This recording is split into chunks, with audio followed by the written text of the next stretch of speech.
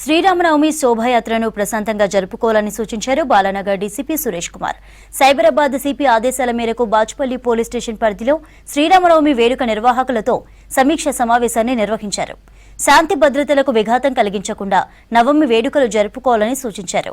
ప్రజలకు ఎలాంటి ఇబ్బందులు కలగకుండా భారీ భద్రతను ఏర్పాటు చేస్తున్నామని తెలిపారు డీసీపీ.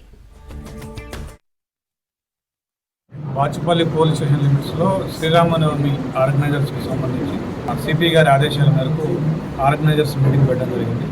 దీంట్లో ఆర్గనైజర్స్ అందరికీ ఈ కార్యక్రమాన్ని ఇంకా పకడ్బందీగా ఇంకా మంచిగా చేయడానికి మనం ఏం చేయాలని చెప్పేసి అందరం కలిసి సమాలోచన చేసినాము.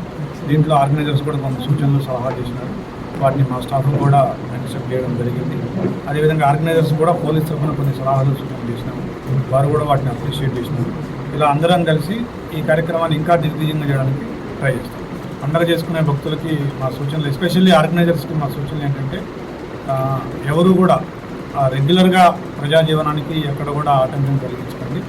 దాంతోపాటుగా భక్తులకి వీలైనంతగా భక్తి పారవశ్యంలో ఉండే వాళ్ళకి ఫెసిలిటేట్ చేయండి సౌకర్యాలు. అది మా